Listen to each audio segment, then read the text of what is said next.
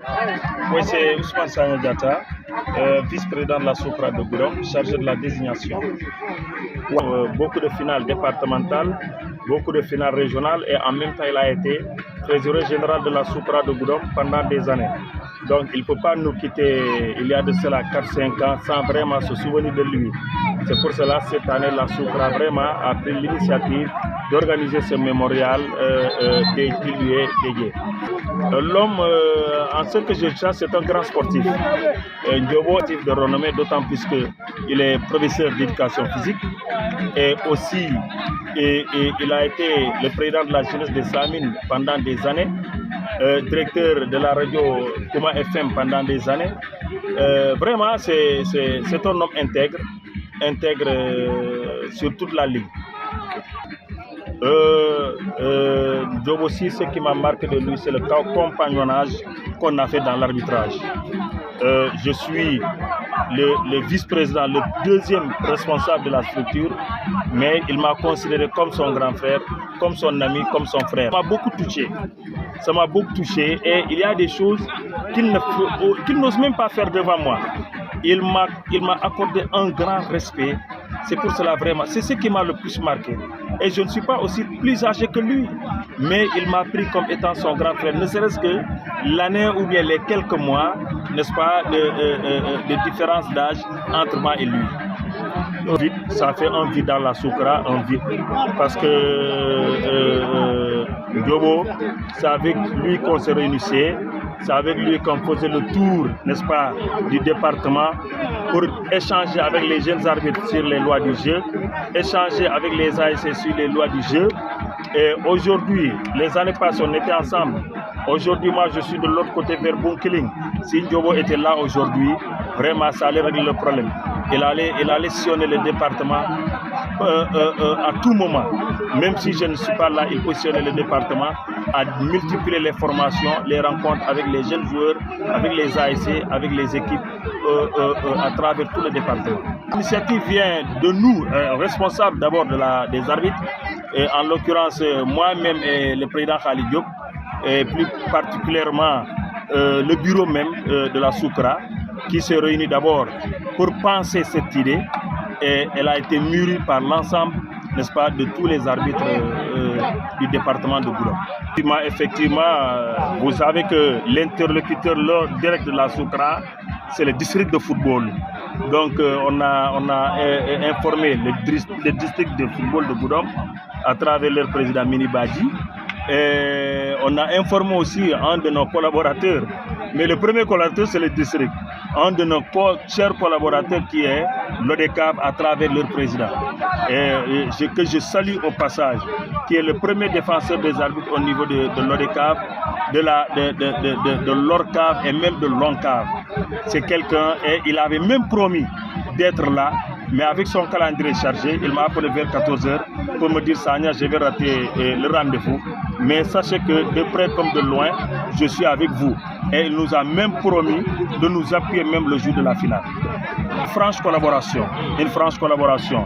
Parfois, il y a des gens qui se croient, je ne sais pas qui, mais on a une franche collaboration. Vous le savez que la CCA était en grève l'année passée, n'est-ce pas?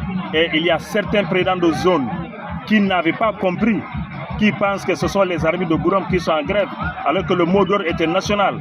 Et c'est ces présidents de zone qui chassaient les arbitres de leur terrain, qui demandent aux arbitres de payer parce qu'ils sont en grève. Et c'est une chose vraiment que je déplore. Je l'ai déploré avec la dernière énergie. C'est vraiment irresponsable de ces deux, n'est-ce pas, présidents de zone qui vraiment étaient, je ne sais pas comment je vais les appeler. Si c'est des ennemis des arbitres, je ne comprends pas. Mais je suis vraiment déçu. Je suis vraiment déçu par leur comportement. Ils chassaient les arbitres, ils demandaient de payer les billets. Et partout au Sénégal, quand l'arbitre vient avec sa pièce d'identité, il ne paye pas les billets. Et nous, on n'a pas de problème avec une zone ici dans le département de Goudomp, ni avec l'ODECAV, ni avec les zones. Alors, si un président de zone se permet de renvoyer, de dire aux arbitres, payez vos billets parce que vous êtes en grève, mais je pense que ce président de zone n'a pas compris. Il l'a pris. Vraiment, ça nous a fait mal. Et bon, c'est comme ça, la vie est ainsi faite. Et je pense que la collaboration, elle va reprendre et on verra comment on va démarrer avec ces zones-là. Dis aux jeunes, on peut, comme les Wolofs le disent, teki. On peut teki même si on est là. Même si on est là. Moi, j'ai une maison. Et bientôt, j'aurai une deuxième maison. Donc, qu'est-ce que je vais foutre là-bas?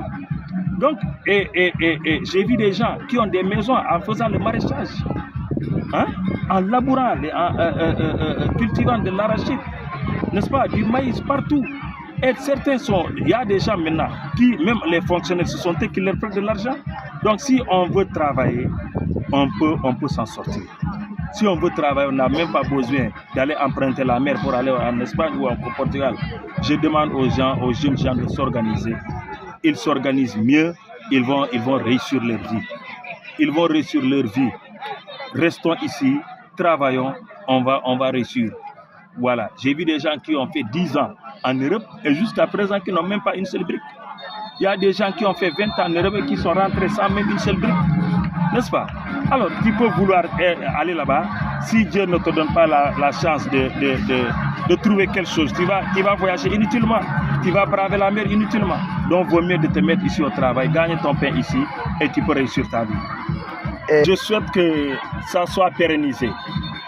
Et pérennisé, cela veut dire que si ça marche cette année, on va continuer avec ce tournoi. On peut même décentraliser ce mémorial. Cette année, ça a lieu ici. L'année prochaine, ça peut avoir lieu à Diatakunda. L'année d'avant, l'année suivante, ça peut aller à Simandi. Ça dépend. Mais notre souhait est vraiment que ça réussisse. Maintenant, la balle est dans le camp des équipes. On leur a parlé. Hier à la radio aussi, on leur a parlé. Tous les représentants de ces ASC se sont exprimés. Leur choix ici, d'ailleurs, n'est pas fortuit. On leur a dit que ce sont les arbitres de tous les départements de Gourom qui ont fait le choix sur vous, parmi tant d'autres ASC. Et le critère numéro 1, c'est la passivité, la non-violence de l'ASC.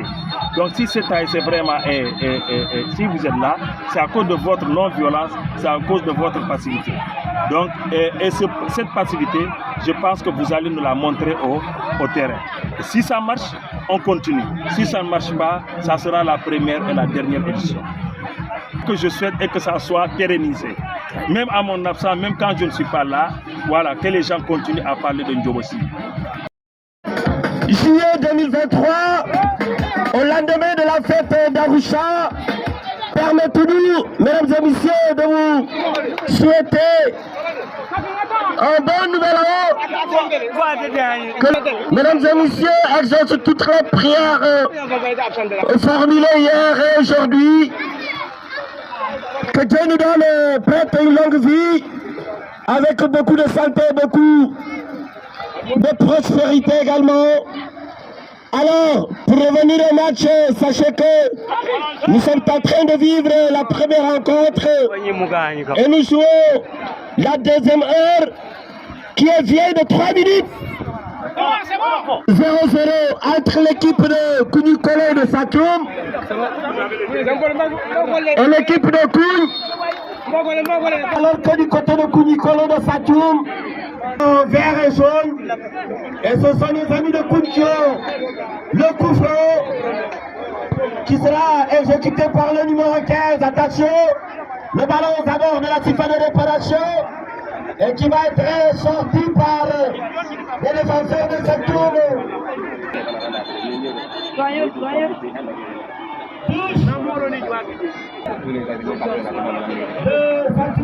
Fin de réparation de Saturne autour de lui. Les soigneurs s'occupent et finalement il se relève. Mesdames et messieurs, où que vous le suivez,